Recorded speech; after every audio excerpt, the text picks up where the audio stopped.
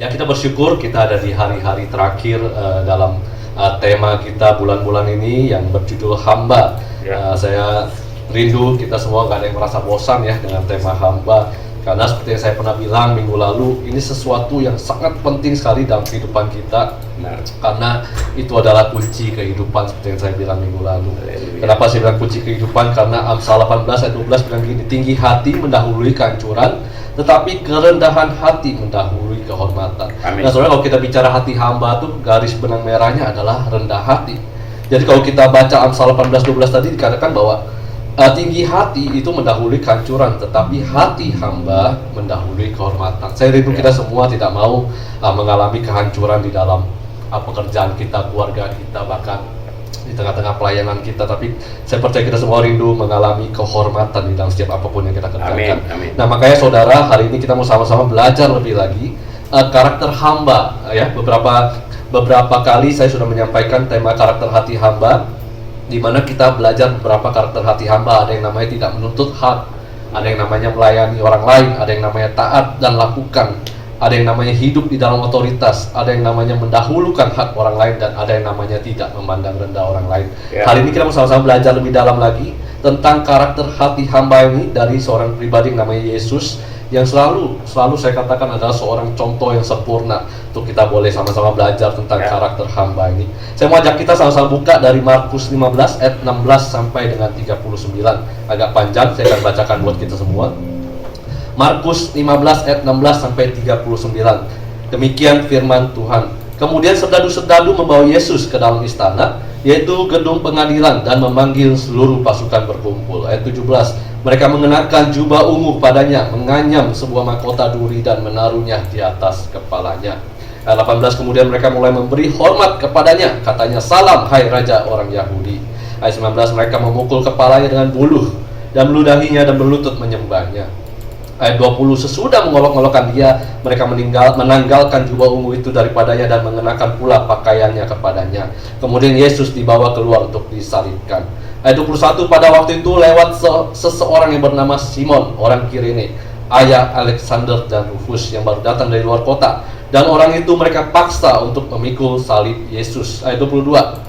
Mereka membawa Yesus ke tempat yang bernama Golgota, yang berarti tempat tengkorak. Ayat 23. Lalu mereka memberi anggur bercampur mur kepadanya, tetapi ia menolaknya. Ayat 24. Kemudian mereka menyalibkan dia, lalu mereka membagi pakaiannya dengan membuang undi atasnya untuk menentukan bagian masing-masing. Ayat 25. Hari jam 9 ketika ia disalibkan. Ayat 26. Dan alasan mengapa ia dihukum disebut pada tulisan yang terpasang di situ, Raja orang Yahudi. Ayat 27. Bersama dengan dia disalibkan dua orang penyamun, seorang di sebelah kanannya dan seorang di sebelah kirinya. Ayat 28. Demikian genaplah nas Alkitab yang berbunyi, ia akan terhitung di antara orang-orang durhaka. Ayat 29. Orang-orang lewat di sana menghujat dia, dan sambil menggelengkan kepala mereka berkata, hai kau yang mau merubuhkan bait suci dan mau membangunnya kembali dalam 3 hari. Ayat 30. Turunlah dari salib itu dan selamatkan dirimu. Ayat 31. Demikian juga imam-imam kepala bersama-sama ahli Taurat mengolok-olokkan dia di antara mereka sendiri dan berkata, orang lain ia selamatkan, tetapi dirinya sendiri tidak dapat ia selamatkan. Ayat 32. Baiklah Mesias, Raja Israel itu, turun dari salib itu, supaya kita lihat dan percaya. Bahkan kedua orang yang disalibkan bersama-sama dengan dia mencela dia juga. Ayat 33. Pada jam 12 kegelapan meliputi seluruh daerah itu dan berlangsung sampai jam 3. Ayat 34. Dan pada jam 3 berserulah Yesus dengan suara nyaring, Eloi Eloi lama sabachthani, yang berarti Allahku Allahku, mengapa engkau meninggalkan aku. Ayat 35. Mendengar itu beberapa orang yang berdiri di situ berkata, lihat, ia memanggil Elia. Ayat 36. Maka datanglah seorang dengan bunga karang, mencelupkan ke dalam anggur asam, lalu mencucukkannya pada sebatang bulu dan memberi Yesus minum serta berkata, baiklah kita tunggu dan melihat apakah Elia datang untuk menurunkan dia. Lalu berserulah Yesus dengan suara nyaring dan menyerahkan nyawanya. Ayat 38. Ketika itu tabir bait suci terbelah dua dari atas sampai ke bawah. Ayat 39. Waktu kepala pasukan yang berdiri berhadapan dengan dia melihat matinya demikian, berkatalah ia, sungguh orang ini adalah anak Allah. Demikian firman Tuhan. Nah saudara, dalam firman Tuhan yang barusan kita baca, kita melihat bagaimana kisah ketika Yesus diserahkan untuk disalibkan. Nah saudara, lewat peristiwa ini kita bisa sama-sama melihat bagaimana karakter hamba yang ada pada pribadi yang namanya Yesus itu sungguh sangat luar biasa, saudara.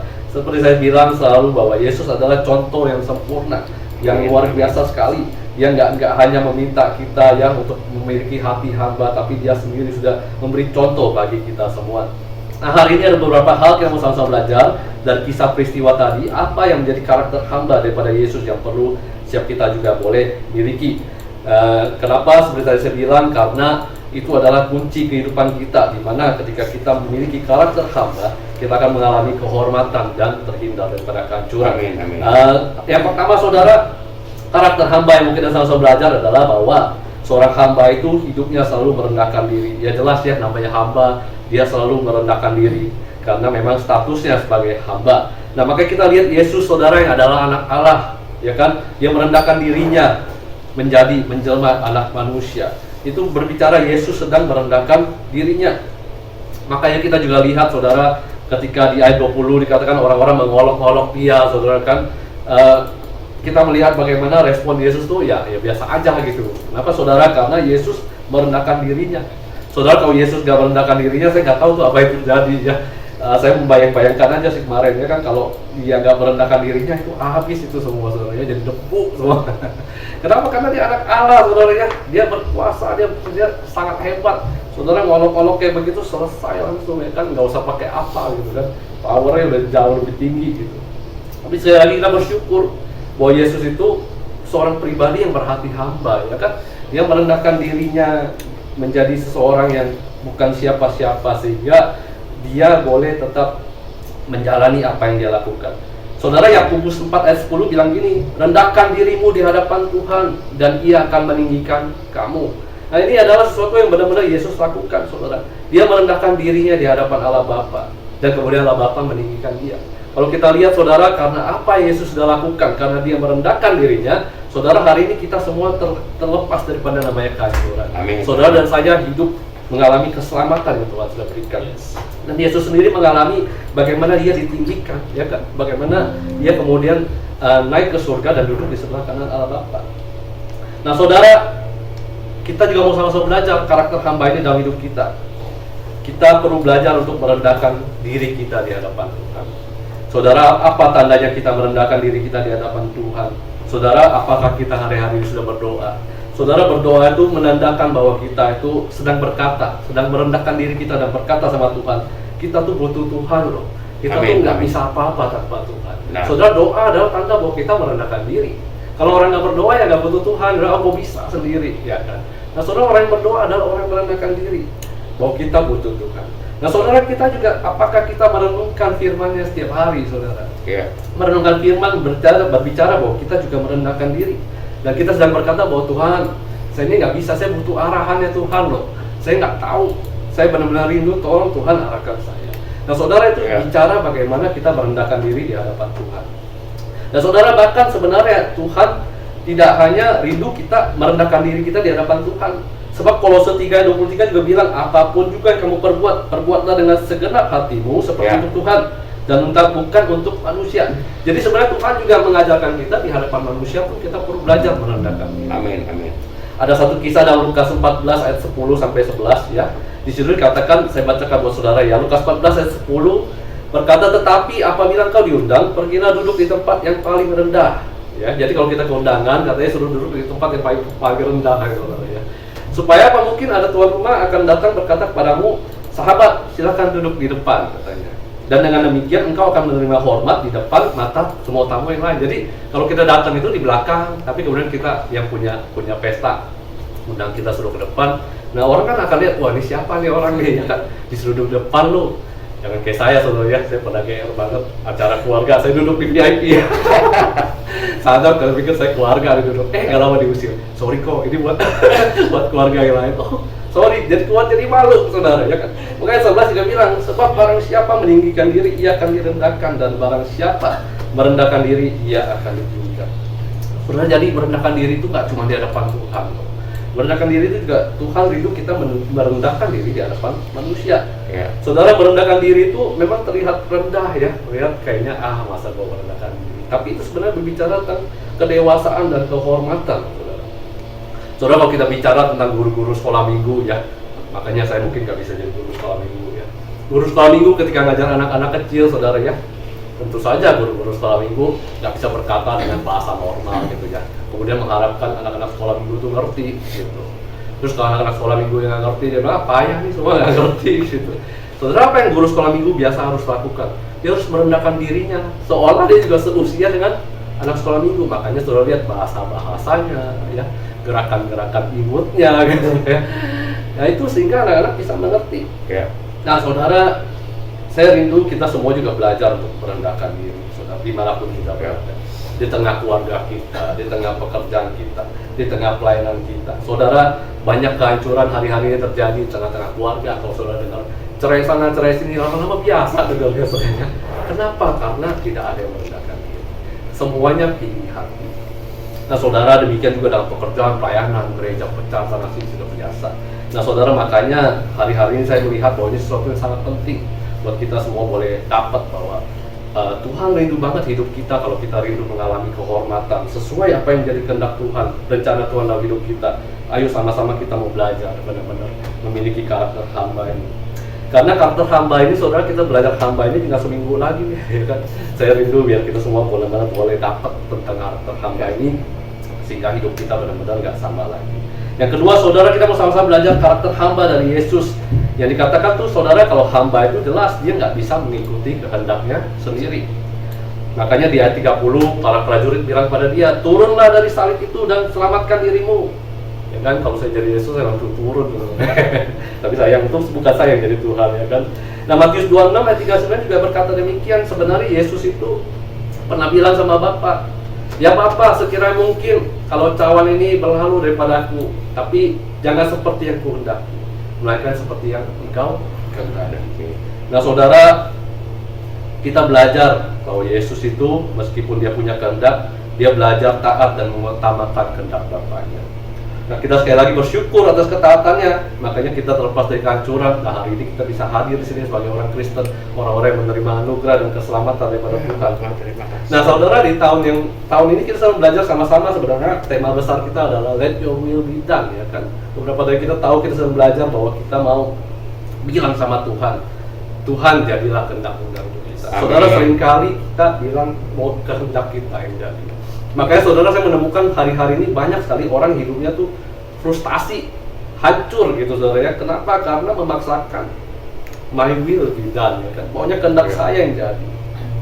Saudara, satu kali waktu saya punya kunci brankas hilang ya. Jadi kunci itu yang buat buka brankas hilang. Jadi gimana bukanya bingung. Akhirnya kita pikir cara, oke, kuncinya kita ganti dengan namanya obeng dan tang gitu segala macam saudara ya. Kita paksain supaya buka.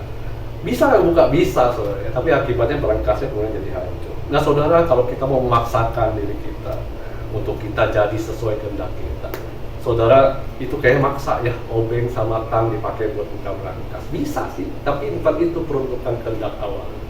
Nah saudara, kalau kita mau hidup kita, saudara, mengalami damai sejahtera, sukacita, saudara, kita mau sama-sama belajar let your will be done. Biar kehendak Tuhan aja yang jadi deh gitu. Saudara, saya tahu kita semua punya banyak kehendak, termasuk saya ya.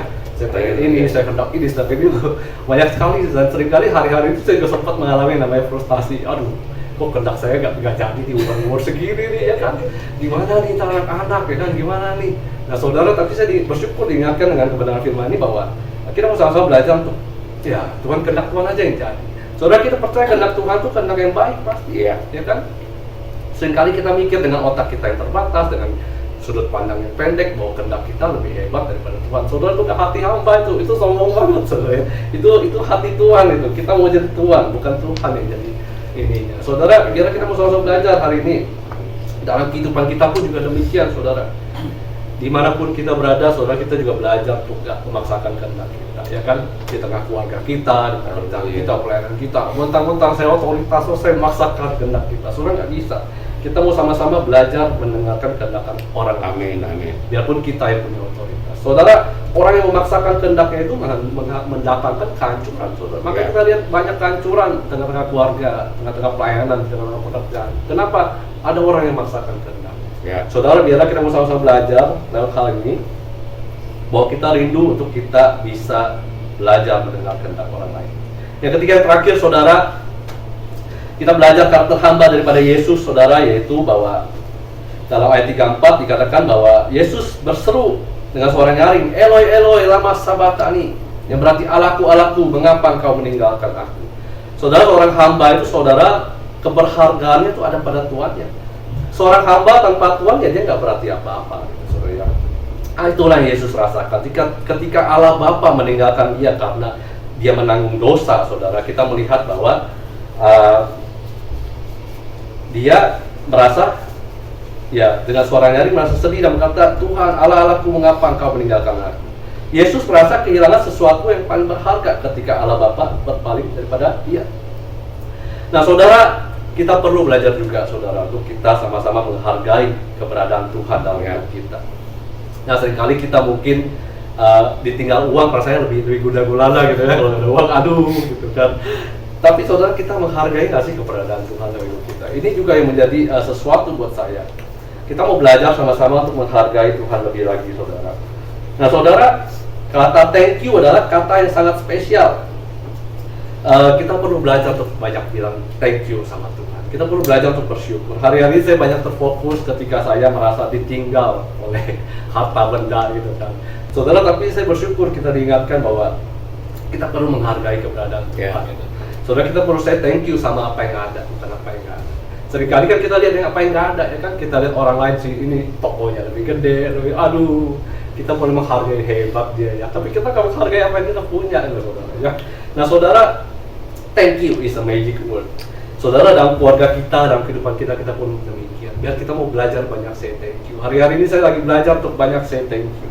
Dan say thank you sama anak saya, ya kan? Kalau habis dari rumah orang tua saya, dia good banget. Terus saya bilang, thank you loh, kamu hari ini good banget, kamu luar biasa. Saudara, kita mau belajar mengatakan thank you. Mengatakan thank you kepada istri kita, kepada anak-anak kita, kepada orang-orang yang sudah membantu kita selama ini. Saudara, lewat hal-hal tersebut, saudara, kita sedang menghargai keberadaan mereka dalam hidup kita. Bukan hanya menghargai Tuhan, tapi kita juga sama-sama belajar menghargai keberadaan orang-orang yang berarti dalam hidup kita.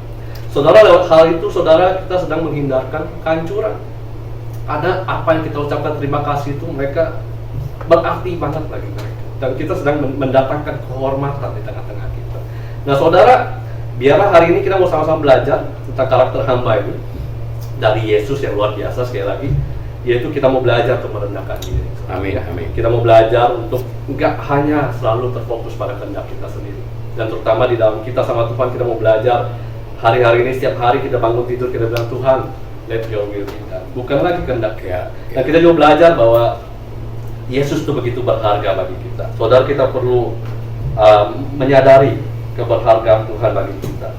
Sebab sekali lagi saya bilang dalam Amsal 18 ayat 12 bahwa tinggi hati mendahului kehancuran, tetapi kerendahan hati mendahului kehormatan. Saudara, saya rindu kita semua mengalami kehormatan di dalam Tuhan. Amin. Saya rindu kita semua terhindar daripada kehancuran. Itu bisa dimulai dengan setiap kita, saudara ya. Dimanapun kita hadir membawa hati hamba dimanapun kita berada. Ya. Sehingga orang-orang yang bersama-sama dengan kita pun mengalami kehormatan bersama-sama dengan kita. Amin. Saya ucap kita bersama-sama berdoa. Terima kasih. Tuhan, terima kasih Tuhan untuk firman-Mu pagi ini. Kembali Kau mengingatkan kami tentang arti daripada hati seorang hamba. Benar, Bapak. Tuhan, kami bersyukur untuk firman-Mu yang mengingatkan kami. Tuhan, secara manusia kami mau bilang bahwa kami nggak bisa untuk memiliki hati hamba. Roh Kudus, biar Kau memampukan kami, Kau membentuk hati kami, Kau melembutkan hati kami. Biarlah Engkau selalu mengingatkan kami, untuk kami dimanapun kami berada, untuk kami boleh merendahkan diri kami, untuk kami juga boleh belajar menyerahkan kehendak kami kepada Engkau, untuk mempercayakan apa yang menjadi masa depan kami kepada Engkau. Juga Tuhan, kami mau menyerahkan seluruh aspek kehidupan kami. Kami mau selalu bersyukur pada Engkau. Terima kasih untuk semua hal yang Tuhan sudah berikan kepada kami. Kami juga menghadirkan sukacita damai sejahtera di tengah-tengah kami, Tuhan. Lewat apa yang hati hamba yang boleh kami miliki, yang Kau titipkan dalam setiap hati kami, boleh kami hadirkan di tengah-tengah keluarga kami, boleh kami hadirkan di tengah-tengah pekerjaan kami, boleh kami hadirkan di tengah-tengah gereja kami. Tuhan, kami rindu kami melihat kehormatan. Kami rindu bagaimana kami melihat kami ditinggikan di dalam Engkau. Terima kasih Tuhan untuk firman-Mu yang membukakan isi hati kami. Dan Kau juga telah menyatakan isi hati-Mu bagi setiap kami. Kami bersyukur Tuhan, Kau Tuhan yang begitu luar biasa, yang menjadi contoh yang sempurna tentang menjadi seorang hamba yang luar biasa. Terima kasih. Tuhan, saya lagi mampukan kami. dengan segala keterbatasan kami. Benar, Roh Bapak. Kudus yang bekerja di dalam kami tidak mengandalkan kekuatan dan hebat kami, tapi biar Roh Kudus yang bekerja sama-sama dengan kami. Terima kasih Tuhan, terima kasih untuk firman-Mu sekali lagi. Kami bersyukur, kami menyerahkan kehidupan kami ke dalam tangan-Mu. Biar firman ini boleh tertanam di dalam hati setiap kami. Kami bukan menjadi pendengar, kami menjadi pelaku firman, sehingga kami menghadirkan Tuhan di dalam setiap apapun yang kami lakukan di dalam hidup kami. Sekali lagi terima kasih Tuhan. Kami bersyukur dan kami menyerahkan hidup kami sepenuhnya ke dalam tangan-Mu.